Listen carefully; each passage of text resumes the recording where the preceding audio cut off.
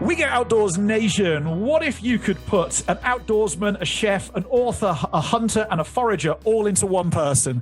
Well, today we have just that person. We have Mr. Hank Shaw from the world-renowned website Hunter, Angler, Gardener, Cook. Hank, welcome to the We Get Outdoors podcast. Thanks for having me on.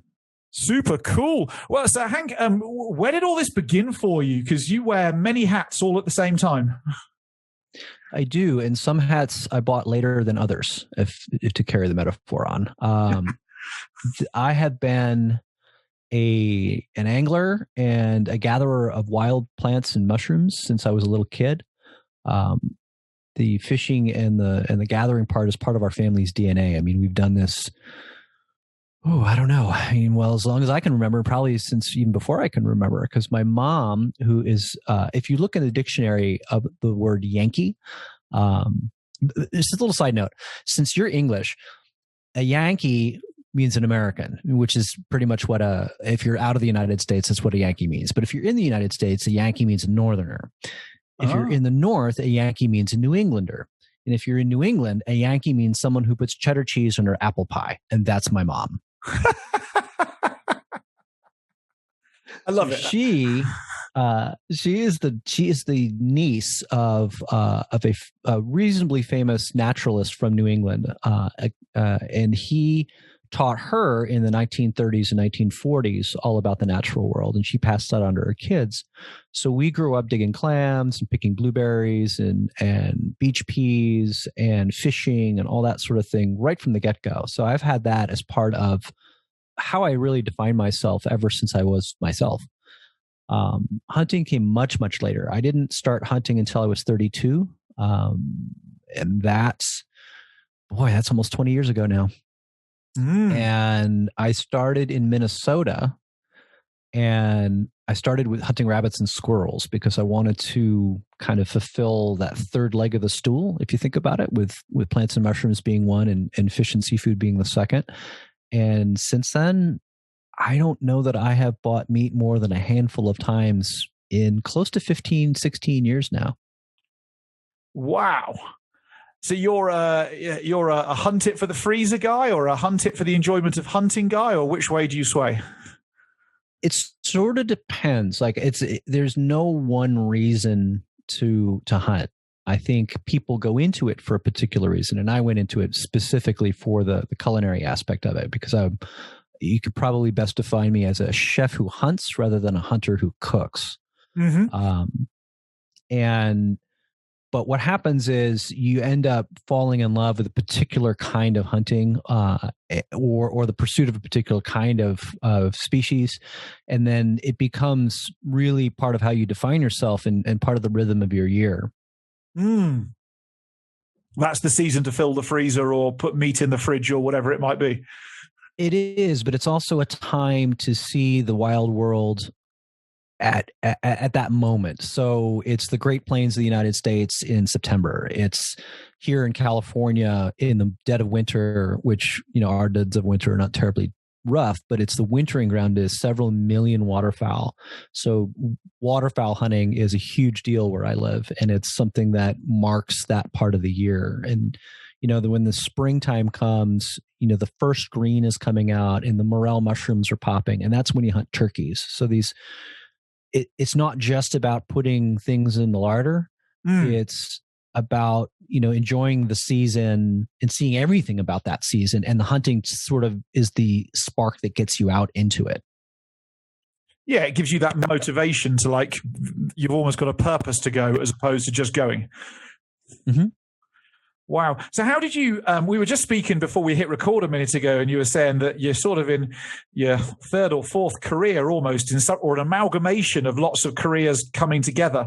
So I get the bit of childhood going through high school and collecting mushrooms, fishing, whatever else. But I suddenly became aware that also journalism popped in and becoming a chef popped in. How did those things come about? So this also kind of feathers into my affinity for game.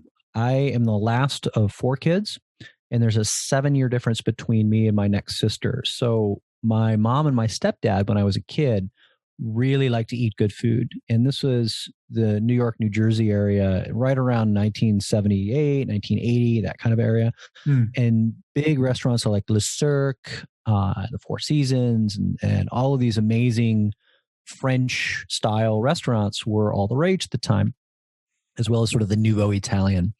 And because you had only the one kid and there was this distance between me and my sister was already off in college. Well, you can take the kid to these nice restaurants. So I got exposed to good food at a very early age. And the first time I ever ate game was at a French restaurant. And so it's always had this association for specialness or luxury to me. And I became a home cook and I helped out at the house to become a better cook. And then when I went to college, I started cooking in restaurants. And at the same time, I started stringing as a newspaper reporter. Now, a stringer is kind of a freelance reporter who just covers a beat, but you're not full time, and you kind of get your feet wet into that business. And they're remarkably similar businesses if you break them down. And it doesn't sound like it makes sense at first, but it really does. So a newspaper reporter and a line cook, we're both misfits. Yep. We both work weird hours for very little pay. We both probably drink a bit too much. We view ourselves as kind of an insular group who are called to that job rather than, it's not a job. You don't become a restaurant cook just for a job. If you do, your cooking will suck. And you don't become a journalist to make money, because you won't. So there was this commitment to these twin professions that I did at the same time for a little while. And then at some point I got to be a little bit more successful as a journalist, and I left the professional kitchen for a long time.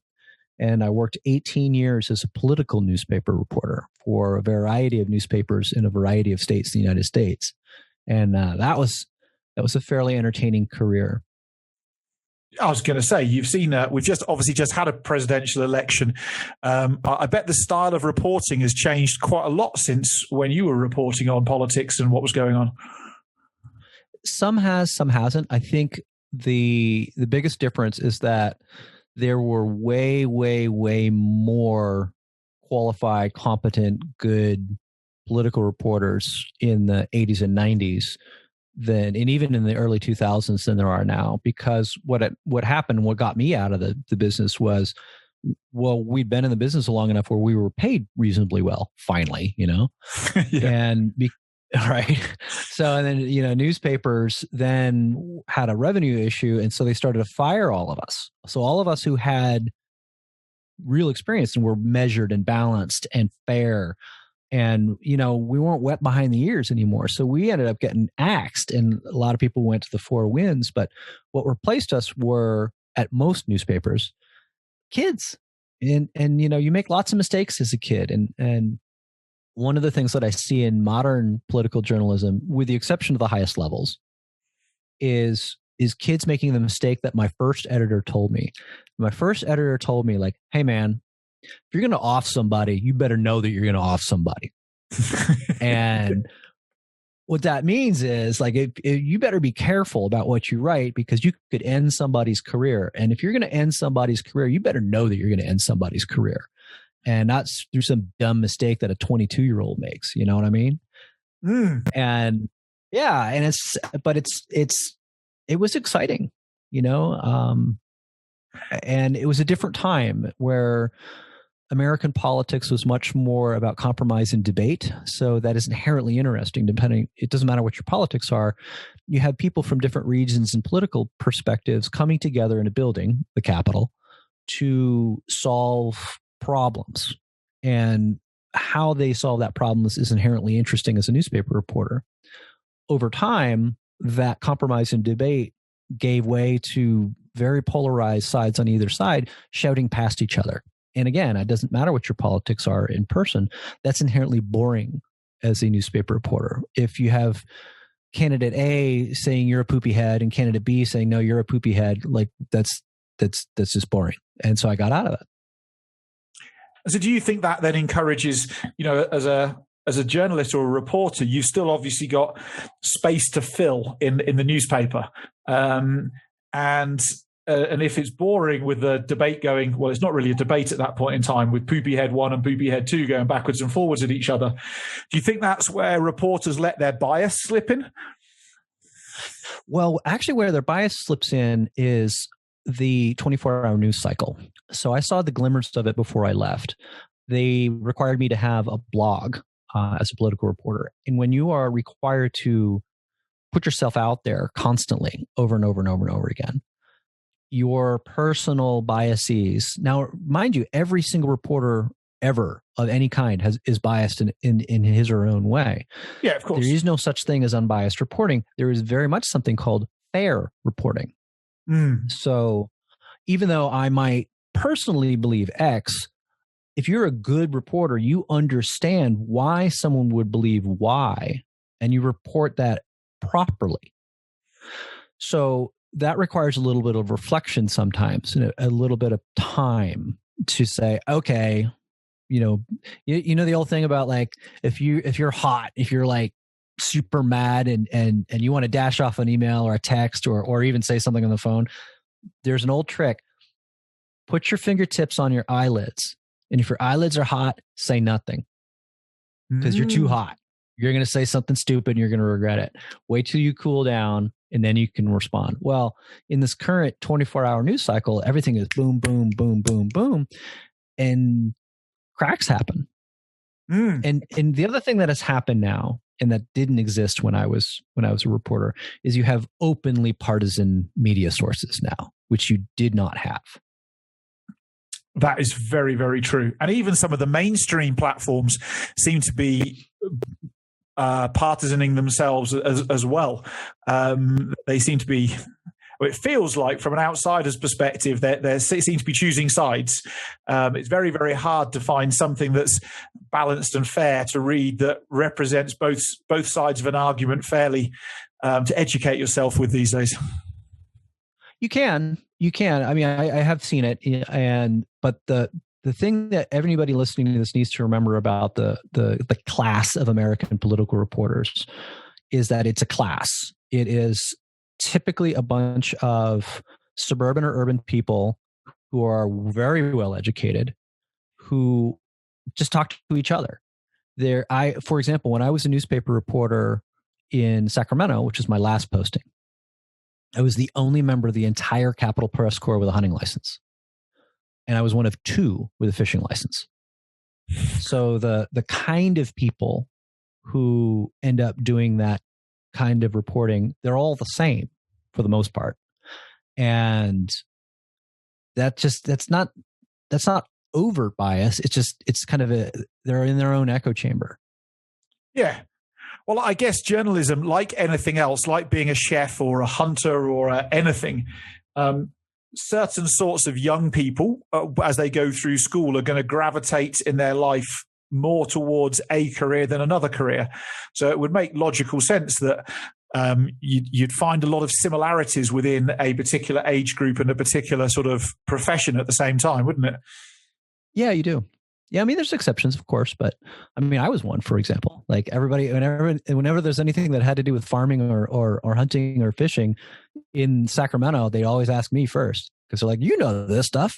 What is it about X or Y? I'm like, well, hell, let me tell you. So thank you very much. So how was it when you quit being a reporter and stepped into the self-employed, running your own business-y, writing, cooking, foraging type world? How was that experience for you? It was less scary than you might think because I had started Hunter, Angler, Gardener, Cook in 2007. And I had my full-time job in the political sphere until 2010. So I had already been nominated for the James Beard Award twice.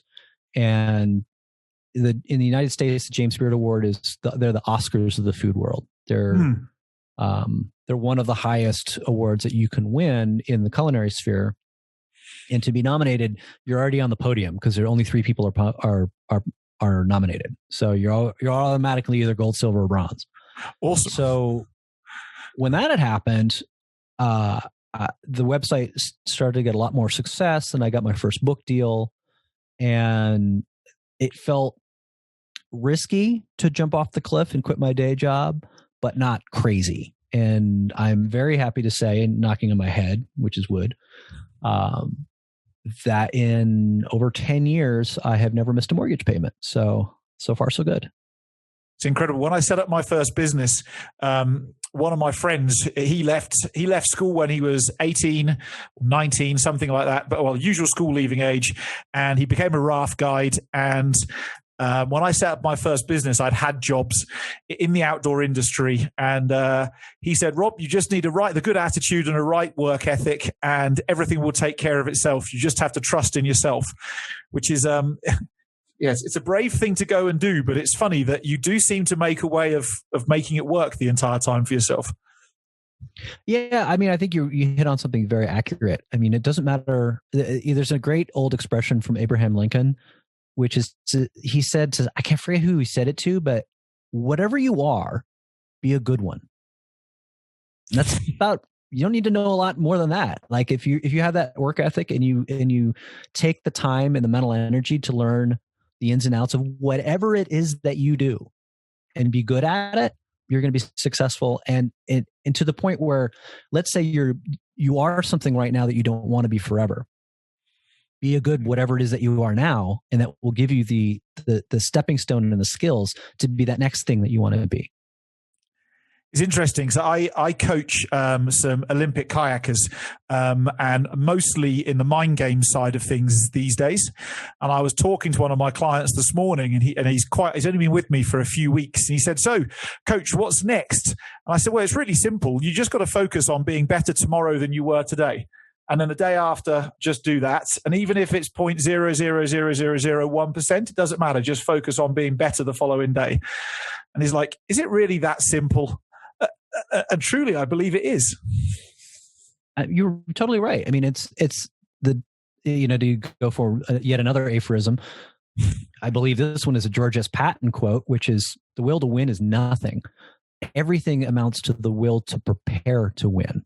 So if you go through that effort and be, 1% or 1/10 of 1% better every day, what that requires is a little bit of reflection at the end of the day. Whether you're drinking a beer and just sitting about thinking, okay, well, what did I do today?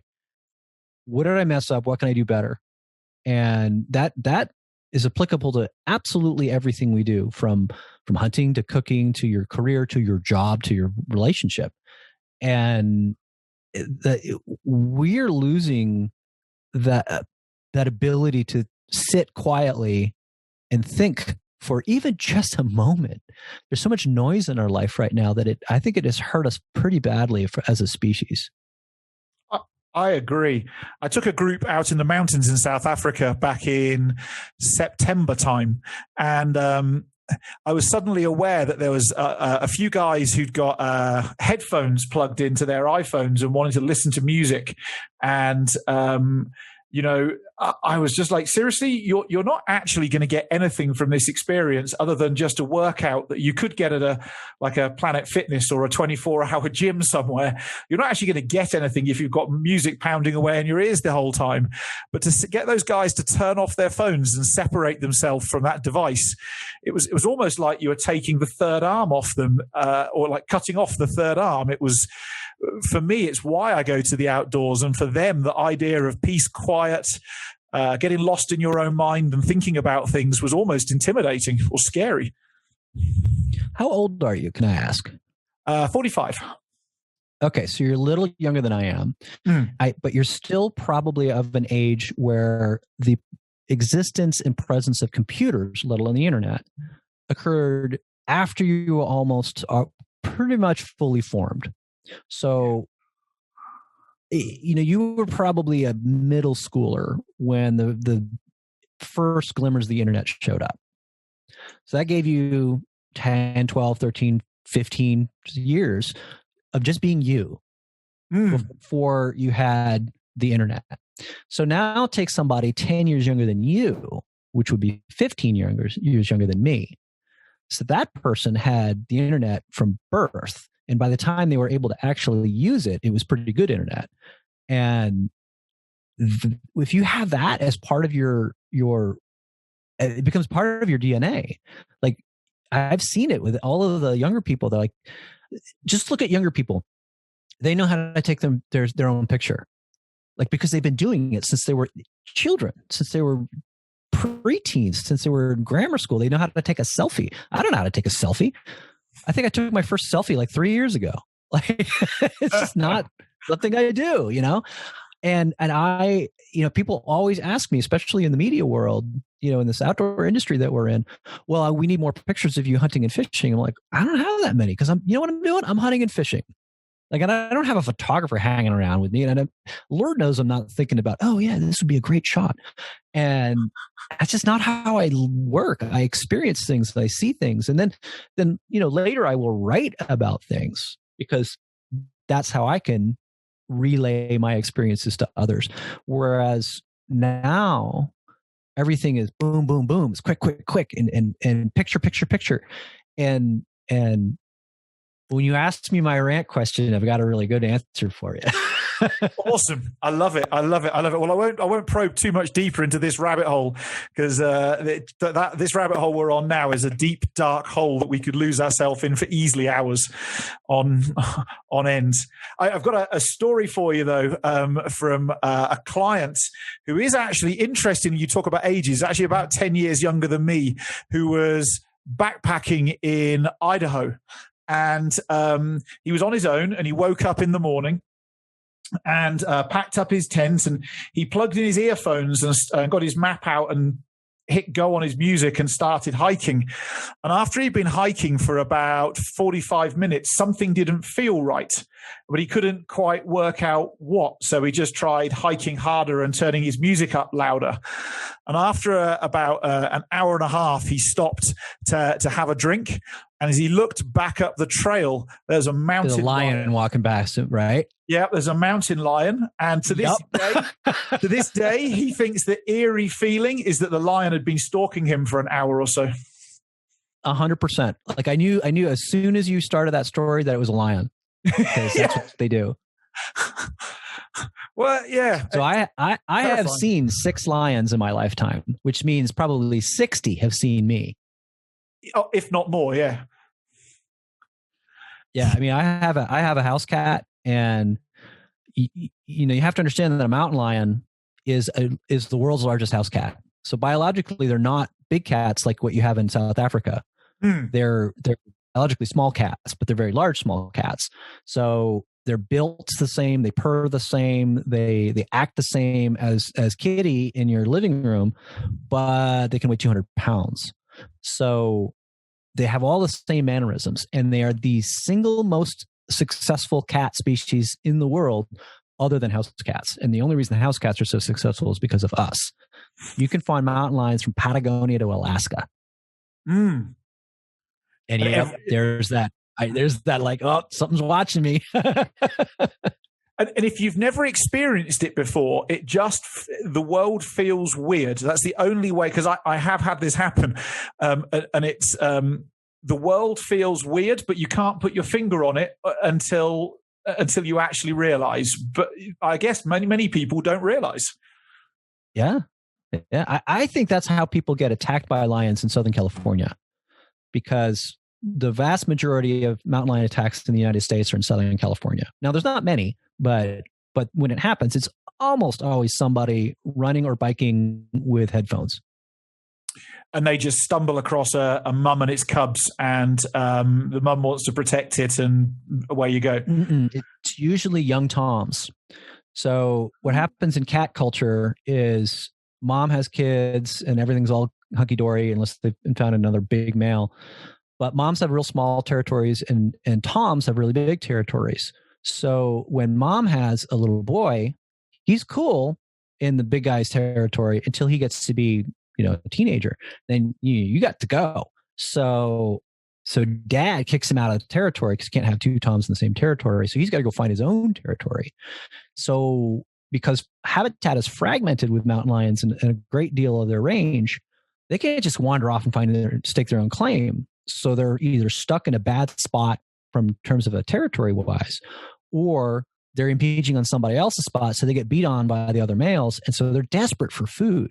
So they're just looking for anything because they're starving. And the vast majority of mountain lion attacks in the United States are young toms who they're been put out and they're looking for food.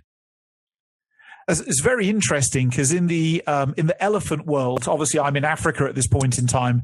The elephant world is when you see groups of elephants, they're a matriarchy. So there's a big senior female who's in charge, and when young males reach a certain age, they get sent out to go fend for themselves and sort themselves out. And what ultimately often ends up happening is the young males get together into sort of let's just call it an informal club. But you end up with a whole bunch of the best way to describe it is late teenage males with no rules, no boundaries, and no mum to tell them off. And if you piss them off, they have a big habit of turning cars upside down in the game reserves and stuff here, which is all very well and good if you live here and drive a big 4x4 like I do. But if you've come and visited and you've got a little Chevy Spark or some tiny little micro car that you've hired from the airport, those things end up on their roof probably one a month throughout the year from stroppy teenage elephants. That's hilarious. It's like the people here in the American West, people get out and try and take a selfie with a bison. Like, yeah, Bison's he's not nearly as pissed off as your Cape Buffalo. Your Cape Buffalo is the world's angriest cow. And the bison is kind of like a second or third place angriest cow. They're sort of crotchety where the Cape Buffalo are genuinely pissed off all the time. It amazes me what people do. You know, the amount of time I've been places at a lion sighting or a wild dog sighting or something like that, a hyena sighting in the bush here. And you can tell who a tourist is because A, they've got a hire car, and B, when you spend enough time here, you become very well aware of what will kill you quickly and when. And people kind of get out of the window of their car and sit on the roof to take pictures of lions that are lying 3 feet, 8 feet away from them, and are completely unaware that in less than several seconds, that lion could be on the roof of the car, and you'd be breakfast, dinner, or lunch. Yeah, you don't mess with those things. It's kind of evolution, though, if you think about it. It's a total Darwin award, and like, I'm sorry. So there's this. I do feel a little sorry, but it's like sorry, not sorry. There's this dude from Portland, Oregon, who went to Yellowstone, and I don't know if you know about Yellowstone, but there are these weird volcanic burblings of like super acidic water and water that's like superheated, so it's way higher than 212 degrees or 100 Celsius. But this guy went and they're very pretty colors. So because of all of the different weird minerals. So this guy walks out past all the signs that say don't do it and takes a selfie in one of these like hot, acidic, sulfur burbling pool things, slips, falls in, and dissolves. Oh my word. It's a total bummer, dude. Like, so it's so the Park Service is like, there was nothing to retrieve. It basically dissolved. That really is the ultimate winner of the ultimate Darwin Award, isn't it? There's even right. Like, read the sign, dude. My gosh, people just do some stupid shit. That's all I can work out. They do. So tell me, as a kid, you're wandering around. Now, I've got a little daughter, and I don't know much about foraging. I'll be honest, but when we're away places and she comes in with handfuls of mushrooms, I kind of get a cold shiver that goes down my spine. How did you manage to survive all those years foraging, picking mushrooms, and not poison yourself? It's being conservative. It is. There's lots of little aphorisms in the mushroom world. The one that you always hear is there are old mushroom hunters and there are bold mushroom hunters, but there are no old, bold mushroom hunters. So that's one you hear all the time. The other one that I like to tell people is collect many before you eat any. Because many, many mushrooms the vast majority of mushrooms are either edible or not edible, but not poisonous. So that's that middle category of not edible means they might give you the herbly burblies and you might, get the shits or something, but it's not really going to really poison you. It's just that they were not digestible. And that is the vast majority of mushrooms in the world. So mushrooms are basically like human beings in the sense that 2% should be sainted, 2% should be flushed down the toilet, and everybody else is on a bell curve in between. So mushrooms are exactly the same. There are a very small percentage of mushrooms that I will travel hundreds of miles to go look for. And there are some very small percentage of mushrooms that will kill you dead. And there are a bigger percentage of mushrooms that they're nice, they're good. I'll pick them if they're around. And similarly, there's a bunch of mushrooms you're probably going to go to the hospital. And then there's another set of mushrooms that if they're there and I'm hungry, sure, I'll eat them because they're okay. And then on the other side, they're like, yeah, they're kind of toxic, but you'll probably barf. And that's about it.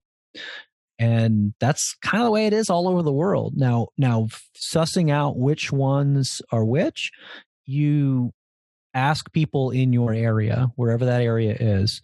There are mycological societies all over the world, and find one that is relevant to your area. And they usually have Facebook groups, and they usually have forums and meetings and things called a foray, which if you're into it, you just join the foray. And basically a foray is you meet at a spot, everybody fans out and picks every mushroom you can find, and they bring them all back. And there's like a group ID session, because that is the way that you learn the best. The reason I learned so well when I was a kid is because my mom knew some stuff and my sisters knew some stuff. And so if a human can teach another human in person, your knowledge will be way more cemented than it will be if you look at it online or in a book, because I can impart to you so much information and I can watch your reactions so that I can see if you don't get something. I can reiterate the point, and I can show you differences in variability. Like there's some mushrooms where their morphological characteristics, the way they look, is I can see them that they're all the same, but you might not, because you don't know what to look for. And the same is true with edible plants. So that personal touch is invaluable. And that's, as a parent, I would continue to say, don't eat them, because that's what my mom did, until we would learn, okay, this is the one that you want. And you know what's really cool? Little kids are amazing at pattern recognition. So if you teach your kid that this is what to look for this particular plant or mushroom or whatever, and do it more than once, and so you'll get that kid will get it, that she'll grok it. And then she'll be better than you at finding them. You're so right about the pattern. Like, I've got a 4-year-old daughter, and she can wander around our backyard. We've got quite a big backyard, but she can name every fruit tree, every bush, every flower. Not in Latin, but she can tell you what's what. And now she's getting into the seasonality of the different fruits and different things that come off the trees and bushes at different times of the year. And she knows it all. She says, "Oh, Daddy, the plums are coming next." And she knows that because she's just seen the blossom. It's incredible to watch these little things do stuff like that. It is a huge thing, and that your daughter has a great, huge leg up. And one of the things I often tell people who are interested in gathering is that you're probably green blind, which is to say that you see green, but you don't see what the green is. You see a tree, or you see a plant, or you see a bush, and you don't really have the mental architecture to determine what it is. But that's not because you're dumb. It's just because you haven't started to build that architecture. So my mom, one of the great things in my education as a little kid was exactly what your daughter has, which is to say that is not just a tree, that's an elm. It's not just a bush, it's a forsythia, and so on and so forth. And then a human mind cannot grasp anything that it cannot name. So until something has a name, it has no existence and no value. I'm just laughing because when I've guided in the outdoors, obviously extensively over the past 30-ish years, and sometimes people ask me, "What's that bird?" and I have a stock answer that's LBJ. So it's either, yeah, it's a little or large, black or brown job. Or blue job. It's LBJ, and if you say it with enough confidence and then don't make eye contact, turn around and go, they just nod and agree, and you carry on. But it's exactly the same with everything. Once you know it's a balded eagle or a fish eagle or whatever, a certain sort of parrot that we get here, actually it sticks. But until you actually get that name, it's just an LBJ, isn't it? Mm-hmm. And with birds, you want to learn what they sound like too, because there's great many times that you can hear something like we have something called an acorn woodpecker that lives in this part of California.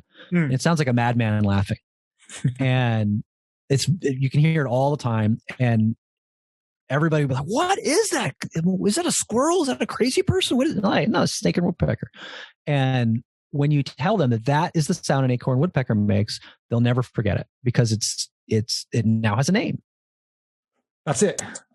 And you can also, I found whilst hunting, you can also listen to the bird calls and bird patterns, because they often give quite a lot away, or certainly in South Africa, as to what's moving where, even if you can't see it. Oh yeah. I mean, alarm calls are always interesting to hear. If you know what, because a lot of birds really, I'm not good enough to tell the difference between an alarm call from a raptor versus an alarm call from a ground predator, but some people are. And that's really important, because if you're a hunter and you hear a ground predator alarm call from a bunch of songbirds, you're like, oh, there's something on the ground that you might have to care about. We don't really ever have to care about raptors. So like if you could hear the difference, and people can, the difference between, the chickadees are worried about a Cooper's hawk, or the chickadees are worried about a cat, that's a whole different animal, literally. Or I guess, do you have bears in California? Or is that a thing? Yeah. We have black bears. How do you manage that in hunting season? Because quite often the bear is after getting what it is that you want to go kill. Really never.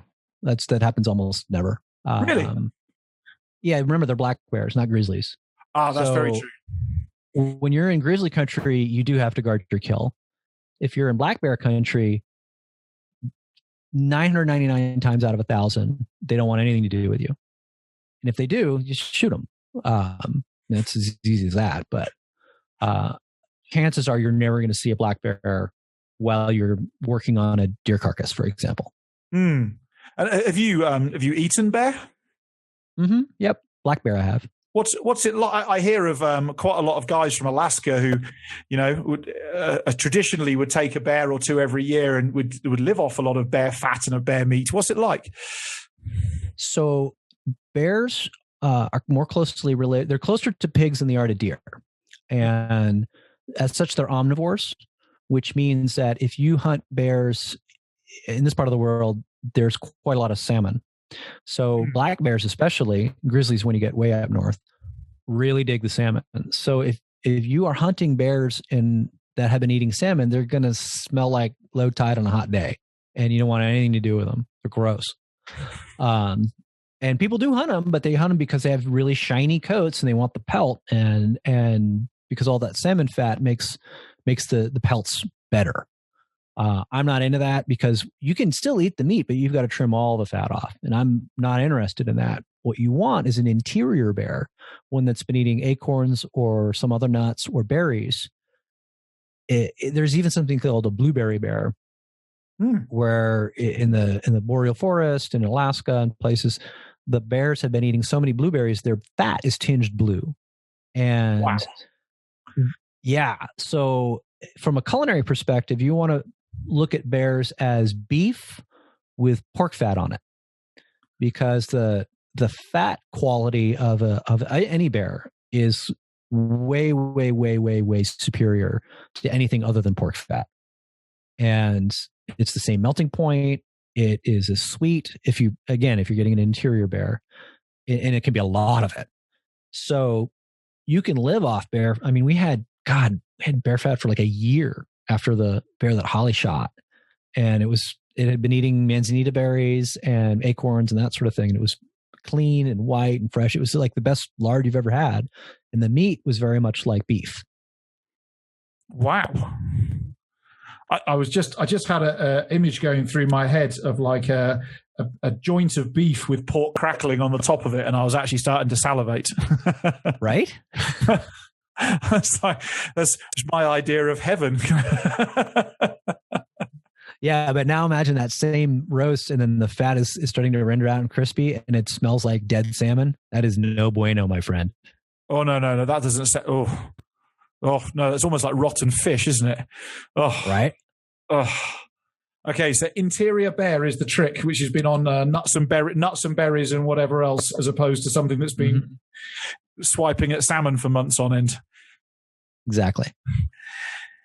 So, how did you decide, or what is it that inspires you to with your cooking? Is it the process of shooting something or catching something and foraging something, and then reverse engineering what it is that you want to create? Or do you go about it from the starting point of, I want to create X and now I'm going to find the resources for it? It's sort of both. I mean, I've been doing this so long that I can think of examples of either. I think one example is I will often create a dish that is specifically reminiscent of the experience I had when obtaining the primary ingredients. So just yesterday, I was in Sonoma County and I was turkey hunting. It's right before our Thanksgiving, so we gotta get a Thanksgiving turkey. But I shot this turkey not 100 yards away from where 2 years prior I had shot a deer. And where I had shot this deer, all around me were things like rose hips, yampa tubers, which is like it's a little, imagine a micro parsnip about half the size of your pinky. Mm-hmm. This is this wild tuber that lives there, and those were there, and pennyroyal was there, and rose hips were there, and acorns were there, and so there was all of these edible plants that were right there. There's some mushrooms as well that were right where that deer fell. So I ended up gathering a whole bunch of them, and I created a dish of venison and where it fell. And so I cooked the yampa tubers, and I made acorn spätzle. I made a rose hip gastrique. I had a little bit of pennyroyal as the herbal component to it. And so I incorporated the environment in which that animal lived on the plate. And I do that quite a lot. It gets me going in terms of being not only creative, but also, anybody can slap that stuff on the plate. Well, maybe not anybody, but it's easy to slap that stuff on the plate in any given way. But you have to really think about how you create a successful dish when you're dealing with unknown ingredients. You have to think about color. You have to think about texture. You have to think about whether the flavors will play off each other. See, this is not something that a lot of home cooks really dwell on, because virtually every recipe that's ever been written has been tested for you. And so someone like me or whoever has already done that work, and they know that, oh, well, this ingredient, you want this much of it because that's much of it will improve the dish versus detract from it. And when you're dealing with ingredients that no one has ever put together in this same plate before ever, you're responsible for that. And as good as I am, I'm not always successful. And I guess you're hunting for that, like, whatever goes with the meat needs to complement the meat and not take over from the meat, I would guess. But equally, that balance of salty, sweet, sour, acidic, umami, so on and so forth, all has to come together from random ingredients. You've got to get all those proportions right. So I suppose that leads to, is that a massive amount of experimenting for you, or is experimenting getting less now as you do it more and more, or how does that work? It definitely is getting less now that I've done this for so many years, but I will sit and think about a dish for a long time, because I have the ability, I know what something is going to taste like by writing it down. like, because I've usually eaten it in some form. So I know that, German style acorn dumplings, like those big dumplings that the Germans eat, they're no good with acorns, but spätzle are good. So I've already done that. So that's that element I've already successfully done in the past. So I can add that in without having to experiment on it. And yeah, I mean, it's a case of trying to put together things that all work. And you nailed it. All of the different flavor components. Now, every dish doesn't have to have all of them, but every dish should have a number of them. And to completely go in a different direction. So that's the fancy stuff I do. That's stuff that kind of floats my boat. But on the other side, I very often will do a dish that and I know and everybody knows, and I will adapt it for that particular game or fish or wild plant. So that, one classic example would be cacciatore. Well, most people have eaten Italian cacciatore with either domesticated rabbit or chicken. Well, you can do it with grouse or pheasants or partridges or wild rabbits or hares or squirrels. I mean, all of these things will work with the cacciatore, and they're generally the same as a dish that you might have already heard of, but there will be tweaks and other things that you're going to have to do to make it successful. And the thing about game and cooking game that intimidates so many people is that if you're going to be a successful wild game cook, you have to embrace chaos. Which a lot of people don't like. No. I mean, think here. What I mean by that is, okay, you're a duck hunter. What species of duck did you shoot? How old was it? Where in the migration was it? What was it eating? How hot is your oven?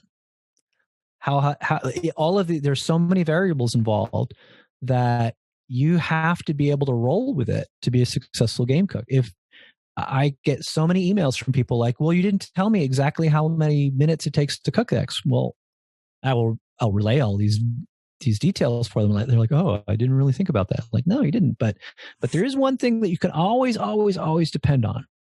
You can always cook something more. You can't uncook it. That is very, very, very true. I wonder, earlier on we were talking about electricity and like iPhones and all those electric devices and people plugging themselves in. I wonder if people are losing, or I've got a little theory that people are losing the ability to actually use some of their basic sort of look, smell, taste, touch senses when they're actually doing things. And I might be way off mark, but I see so many guys who are very techie who struggle to cook because they want to have, almost like you're just saying, this many grams of meat requires this hot temperature of oven and this many minutes of cooking time.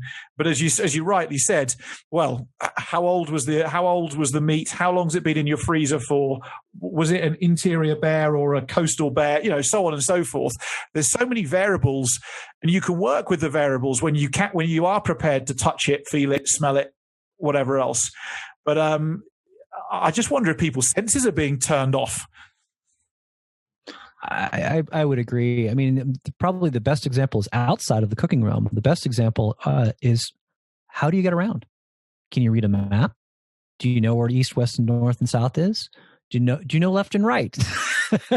I can't tell you how many times I've driven with someone, and it's usually a younger person, but not always, where they'll be in their own neighborhood, their own town, and they'll put the GPS map on, and they'll just do whatever the voice tells them to do. And they don't really know their own environment. And that's one that I see all the time. And I'm like, well, I'm not sure that's super healthy, because I travel a lot. I mean, I travel all over North America, and I've been to pretty much everywhere. And yeah, I mean, I'll use a GPS once in a while too. But what you do, you have to look at the map of whatever city or place you're in, and like, oh, if you hit the river, you've gone too far, no matter where you are. Or the mountains should be on your left, or just simple stuff like that. Yep. I had somebody like, oh, I need to go west, and we were in Denver. I'm like, dude, really? How do you not know where west is in Denver? So if you're not familiar with Denver's a city on a high plain, and right to the west of it is a giant, huge set of mountains that we call the Rockies. And, and like if you can't figure out that the Rockies are to your west in Denver, you got a problem. Yeah, because you can, no matter where you are in Denver, you can pretty much always see them. Exactly. I got really screwed up when I first moved to South Africa. I spent most of my life working and guiding in the outdoors in the Northern Hemisphere, where the sun is always in the south at lunchtime. And you don't realize how much, at like an unconscious level, you rely on that. And then, of course, moving to Johannesburg, South Africa, suddenly the sun is in the north at lunchtime. And it really messes with your instinctive natural direction finding. But the ironic thing going on from that is after I'd lived here for about a month, I had to go to a place in Johannesburg to go and get my residency visa. And I'd already got lost loads and loads of times just by pretty much the sun being in the wrong place at lunchtime. That was pretty much what it was. So I put the GPS on, and I ended up on my way to go and get my visa. The GPS takes you on the shortest route, which happened to be through a Johannesburg township called Alexandra, and which is the second biggest township in Johannesburg, the first biggest being Soweto, that most people have heard of. And as I drove into this township, I realized that all was not right, as there's burning cars and burning tires and protests. And I ended up with 8 armed police officers escorting me through some ginormous riot and out the other side. And at that point in time, I thought, oh, crap, this is all a bit more complicated than I wanted it to be, and scarier.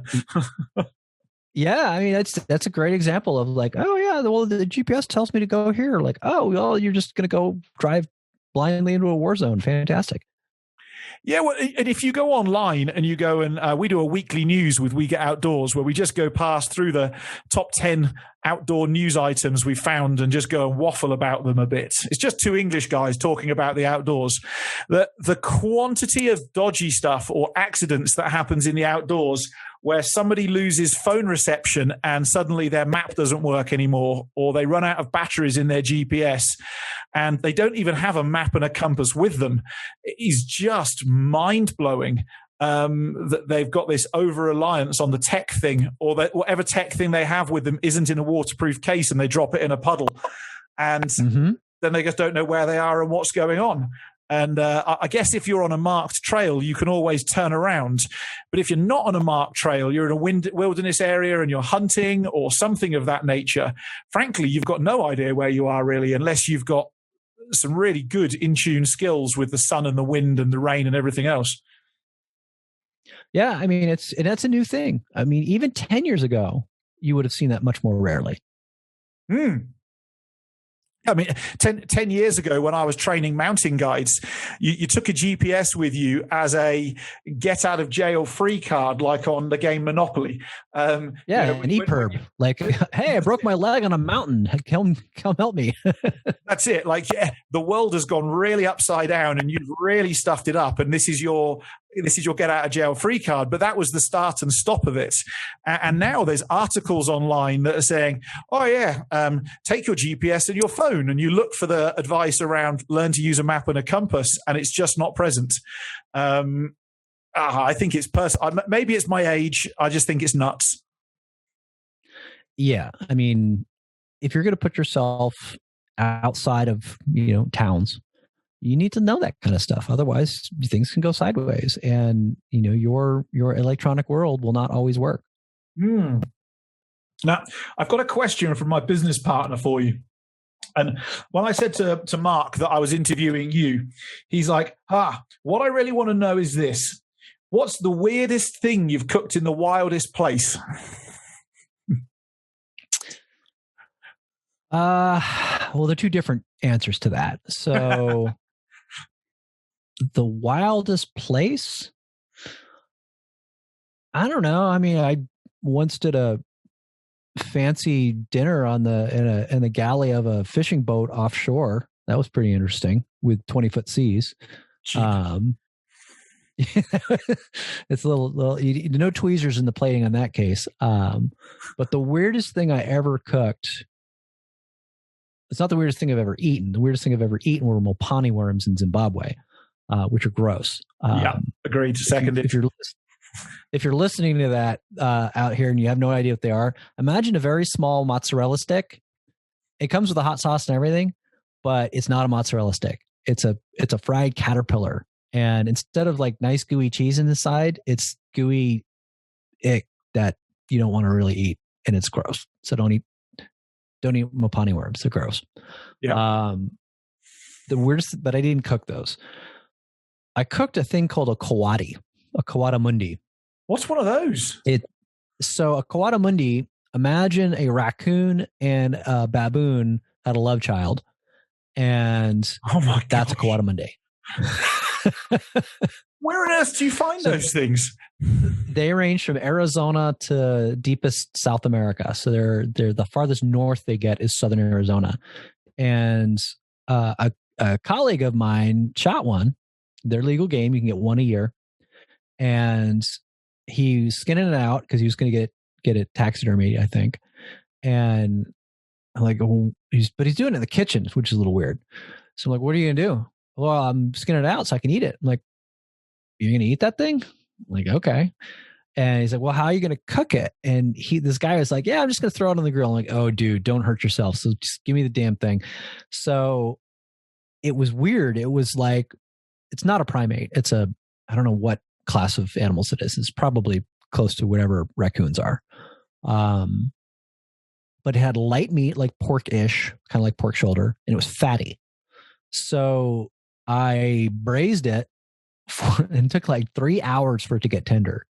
And then once it got tender, I made a kind of a desert Southwest barbecue sauce, painted the pieces with the barbecue sauce and finished grilling it over mesquite.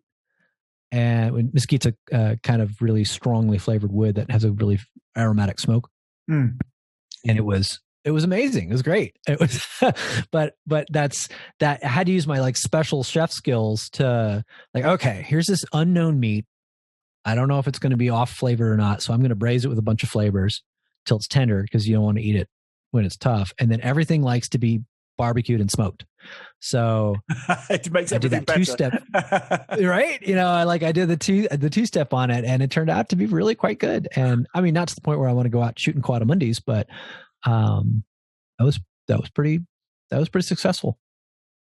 That's almost, I suppose, and you can tell me whether I'm right or wrong, but it almost feels like what you just said is a bit of if somebody wants to get into foraging, hunting, fishing, sort of field to table type thing and have that as a passion or a hobby or a pastime, most things that we eat, we do have a comparable other source of it somewhere else.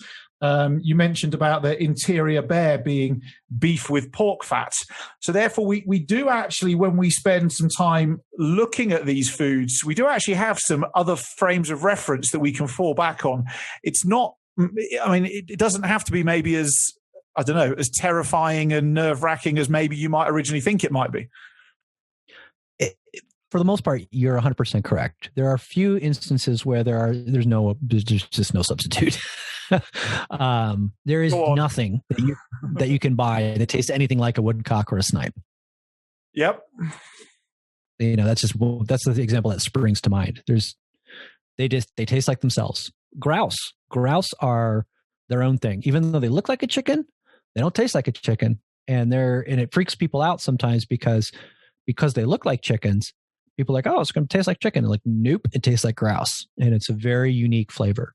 And also I've seen with grouse that people get twitchy if there's a bit of pink or a bit too much moisture in the grouse because they're used to, well, let's be honest, most people have very dry chicken when they eat chicken. And but actually, if you cook a grouse like a chicken, my experience is you have a pretty unsavory thing to eat. Yeah, 100%. I mean, especially the English grouse, which are really a ptarmigan. They're a dark meat and they're pretty funky. So that the whole glorious 12th thing, that bird's basically a ptarmigan. It's a red meat grouse. It's very strongly flavored and it has to be cooked medium. If you cook it well done like a chicken, it becomes a vehicle for gravy. So how do you recommend, other than buying your books, which people should go and buy your books that are available everywhere, all bookstores, websites, your website. I'll put the website link below so people can go find it, and Amazon. But how do you recommend people get into the sort of field to table type cooking? Because I've noticed since with COVID this year, there seems to be a big upward trend of homesteading and people getting into their own gardening and self-reliance and those sorts of things. So this is really on people's radars at this point in time.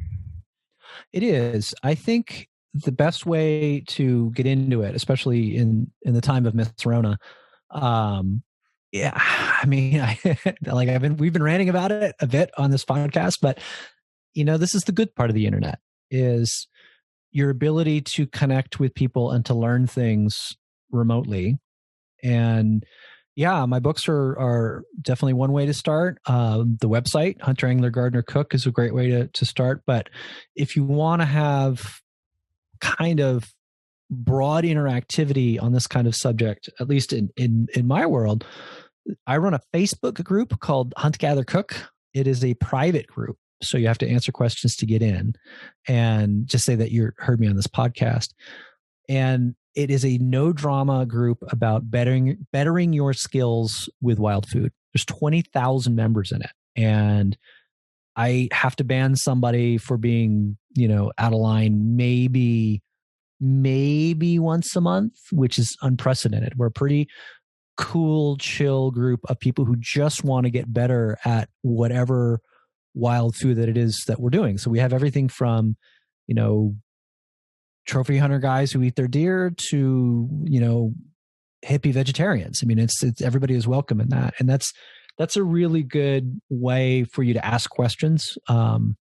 And like weird stuff, even routinely you'll get a question like, hey, I just shot this porcupine and I don't want to make it go to waste. What do you do? And there'll be like 15 people who are like, oh yeah, I do this with porcupine. And so we're like the Borg. Resistance is futile, and we get smarter because of we're of the ability to bounce off each other's ideas. And I learn stuff on that every day. And I do this for a living.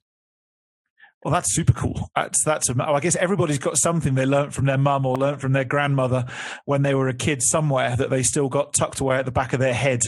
Maybe we're losing that. You'll have these great conversations where like, I will say something definitively, because I have broad experience and I'm making a statement. And then there'll be a guy or a woman who'll be like, well, okay, well, here in Maine, that same animal doesn't do that. I'm like, really? Talk to me about it. And what it does is it's how like when you're learning how to write, not just stringing sentences together, but if you're learning how to actually write for an argument and writing an essay, you never use the words always or never. Correct. And this is a great example of, one example here in North America are snow geese. So snow geese almost always are skinny. So most people skin them because if you pluck them and there's no fat underneath, what's the point? Well, then I heard from these guys in Saskatchewan in Canada. They're like, oh, well, before they make their migration down, they eat all the dried beans and peas in the fields up in Saskatchewan, and they are morbidly obese, and they are phenomenal. So it's that kind of stuff. And that kind of stuff will come up on a daily basis, both in that group and on my Instagram page. I spend a lot of time on Instagram. It's the Instagram and that particular Facebook group are the only places I am on social media. I don't do Twitter. I don't do TikTok or anything like that. But those are the two places where I interact on an almost daily basis. I don't do Twitter. It's a blinking toxic environment. You can't put anything on Twitter without somebody wanting to beat you up via 200 characters or whatever it might be. It's dreadful. Yeah, if you can't have an honest dialogue with people who actually want to learn something and open their mind to a new view, I just don't be involved with it. That's my opinion. I have to be honest, I'm gobsmacked that you're going to have hippie vegetarians and guys who are shooting, I don't know, elk or something like that in the same Facebook group, all getting along harmoniously. That's really incredible. Because it's all what we have in common is a love for wild food and don't yuck somebody else's yum. So if somebody comes up with, hey, I made saag paneer, the Indian dish of, it's normally done with spinach, but I made saag paneer vegetarian out of I made homemade cheese and these wild greens that I made. The elk hunter guy would be like, that's a great idea. I'll put that next to my next elk steak. And I mean, that's kind of how that usually goes down. And she's like, great, here's the information on finding the greens, you know. I love it. For the vegetarian, it was the main course. It was not the main course. It was the center of the dish, and for the elk hunter, it was the accompaniment to the dish. That's incredible, right? You know, I mean, it's. I think a lot of hunters realize that they, and I teach this a lot too, is if you know your wild plants and your mushrooms, you can save a terrible day hunting a lot, because the animals sometimes just never show up, and then sometimes when they do show up, they win. You know, and we don't get them. Well, the plants aren't going anywhere. So if you know edible plants, you could, like just yesterday, even though I did get my turkey for Thanksgiving, well, the bay nuts, we have a bay laurel. We have a California version of bay laurel. It smells very similar, but it's a very different tree. Well, they set these nuts, and the nuts, once they're roasted, are very much like a cross between cacao, coffee, and cinnamon, and they're amazing. And this is a banner year for them. So after we got this turkey, we're like, hey man, just spent a half an hour picking these nuts because they're there. And that's a case where everybody, once you say that, everybody was like wants in on that, because they're just going to get more enrichment out of the wild world. That's incredible. Now tell me, how do you manage supermarkets? Because I'm pretty sure that you don't go and buy that much from a supermarket. But do you ever go to them? I don't know. Is it a compromise for you? Time. Well, yeah, because I mean, I'm not a monk. yeah. No, but I mean, you like, I can't see you wandering around somewhere and buying yourself a beef steak. Or maybe you do, but No, I don't. But I buy eggs. That's true. I mean, now I happen to know some people who raise chickens, so I often get a friend's eggs. But so I buy eggs. I buy flour. Buy beer. I don't grow all my own produce, so when I'm out of my own garlic or out of my own onions, I'll buy that. You know, but typically I try to grow enough to have for a whole year, but I don't always succeed. And there are things like, well, cilantro is a good example. I use a lot of cilantro in my cooking, but you can't grow cilantro in Sacramento in the summer. It's 110 degrees and it's dry as hell. And cilantro will go to seed instantaneously.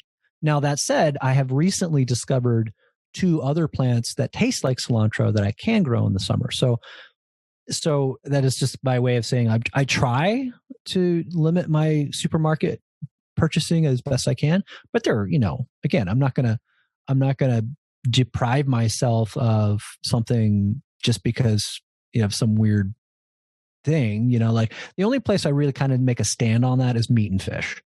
So I have friends who raise heritage pigs, like really high quality pigs. And I'm sorry, there's just life without pork is bad. It just is. And life without bacon's bad. That's my opinion. Yeah.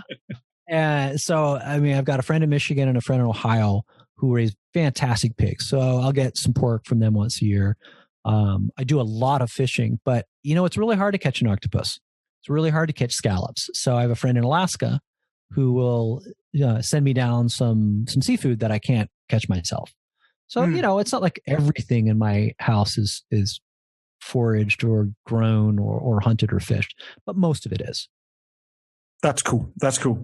I was wondering where your balance laid in terms of what it was you found yourself and what it was you were prepared to buy. And I guess obviously beer and whiskey and coffee probably are things that have to be bought from the store.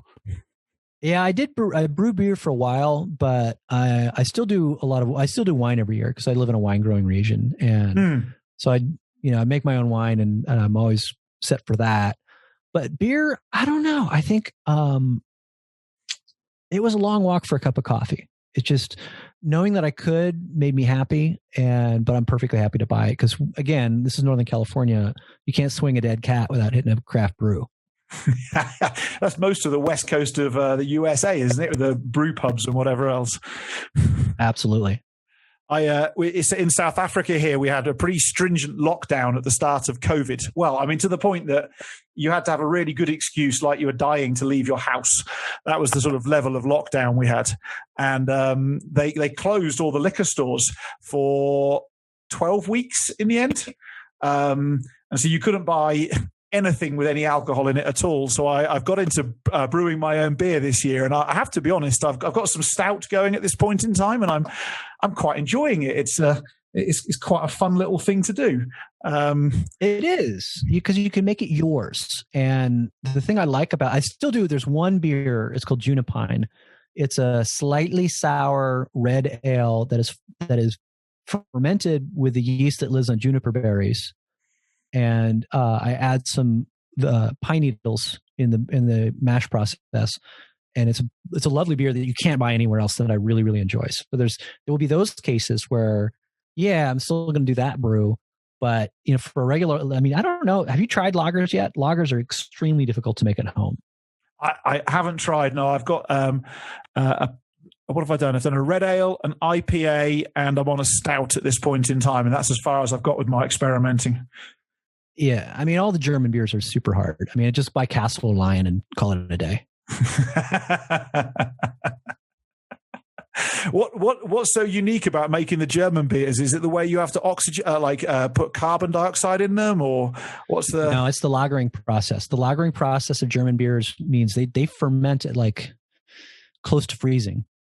So they're cold. Everything you see cold lagered. Well, an English beer, you ferment at room temperature. A German beer, you ferment very damn well close to freezing, and it has to stay there for months. So it's not easy at all. It's a very difficult process that creates a very distinctive beer that is really best left to professionals. Wow. Well, as I live at 1,600 meters above sea level, what's that, about 5,000 feet or something, I suppose? And at lunchtime today, it was about 92 degrees Fahrenheit. I guess I'll leave the cold beer to somebody else somewhere else. Exactly. Like, I mean, it's the same deal here where I'm not at altitude, but it can be 44, 45 centigrade in high summer, which is, that's not cool. And the good thing is we are semi-desert, so the morning will be closer to 20. Yeah, that's the same as we get with the altitude here in Johannesburg. Well, I suppose you've been to Joburg as well, but you get baking hot days, but it then drops down to about 10 to 15 degrees centigrade at night, so you actually can sleep. Whereas when you get down to the Indian Ocean in South Africa, you have 40 to 45 degrees pretty much 24 hours a day and about 95% humidity. So it's That's like Louisiana. Really? Yeah, Louisiana. So my mom, like we started this conversation by talking about my Yankee mom from New England. She likes to say there is no such thing as bad weather, only improper clothing. Yep. I have noted to her that she's incorrect. You could be butt slapping naked in New Orleans in August and you will still be super uncomfortable. I just don't know, when it gets that hot and that humid, how are people actually productive? How do they actually get stuff done? Because my brain goes to mush when I get that hot and humid. You do get used to it. You get used to it. You're okay with sweating all the time. You drink a lot of water. I mean, it's the first year sucks. And then you get it. It's the same thing as moving to a cold place. Like when I literally moved from Richmond, Virginia, which is like what we're talking about, to Minneapolis, St. Paul, Minnesota, which can get 20 below zero or even 40 below zero, which is the same centigrade or Fahrenheit in the wintertime. And that first year was brutal. And then I moved from Minnesota to here in Sacramento, where that first year that I was living here, I never wore a jacket. Yeah, because even our winters, middle of winter is just like a nice sunny day. Yeah. I have this thing in my head that you can when it's really cold, you can always do more exercise, drink more hot drinks, put on more clothes. You can make a bigger fire.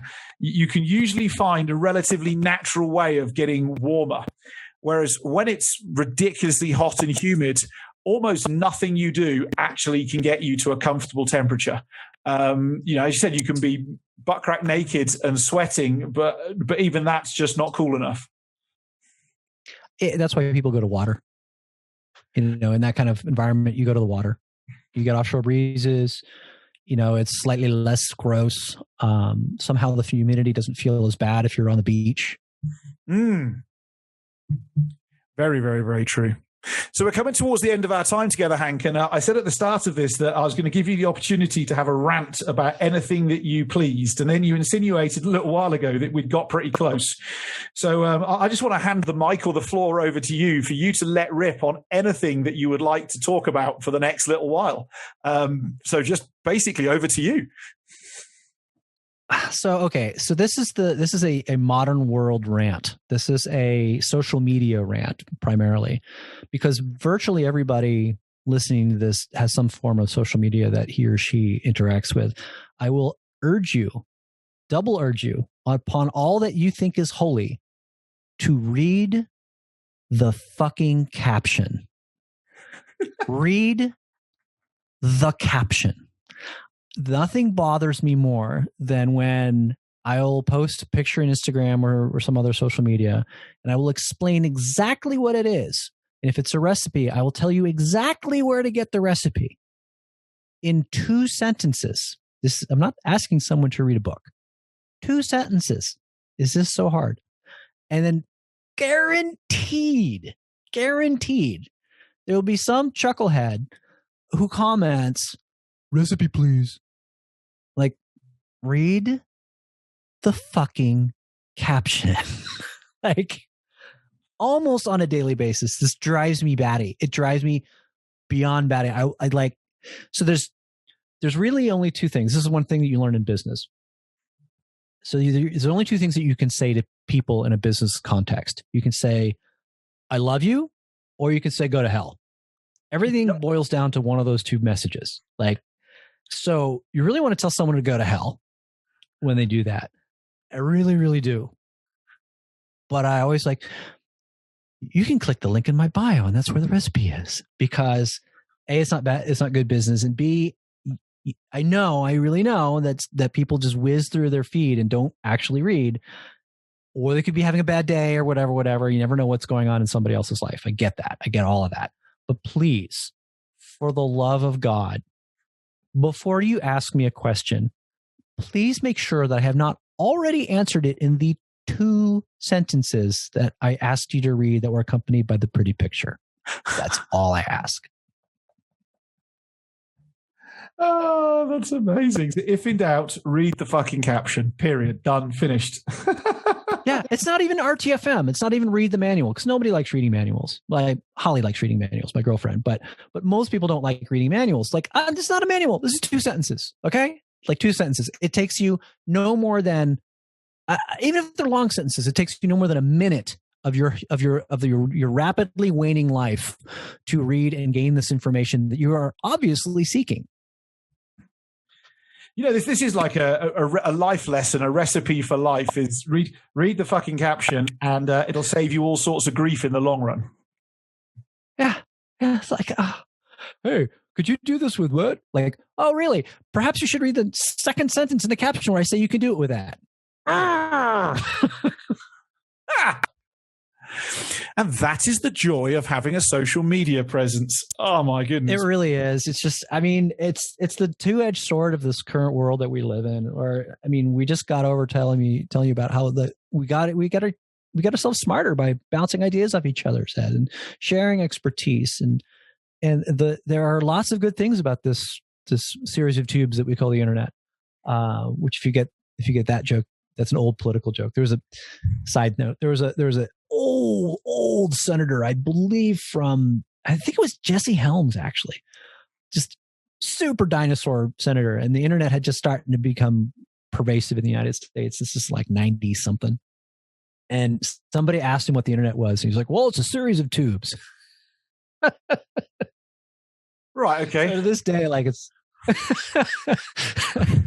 heard it described as all sorts of things, but that's unique. Yeah, I mean, there are good things about it, but the bad thing is that people. We also talked about this in this episode. Is that slow the f down, just slow down just a little bit, and even if you're on social media, read the effing caption, and you'll be much better. Jeepers! What was the Abraham Lincoln quote about if you're going to chop a tree down, spend 3 hours sharpening your axe before you start? Was that Lincoln who said that? There was certainly a quote, wasn't there? And I just think it sounds more Washington-like, because Washington is the guy who chopped the tree down. But yeah, maybe it was. I mean, that sounds like a version of measure twice, cut once. It is. I just think we're fast moving into a world where people just want to be chopping or cutting the entire time and never actually stop to think about, how am I going to do this? How's it going to be? What else? What are the consequences for this? How will the world view me after I've done that? People just aren't thinking. They're just blundering on regardless. Mm-hmm. Ready, fire, aim. Yeah. Which, by the way, if you're going to launch a business, ready, fire, aim can work quite nicely for you if you're smart and agile enough. But if you want to go and do what Hank does, guys and girls, and hunt and fish and whatever else, ready, fire, aim really sucks. Yeah. Yeah. That's a recipe for disaster.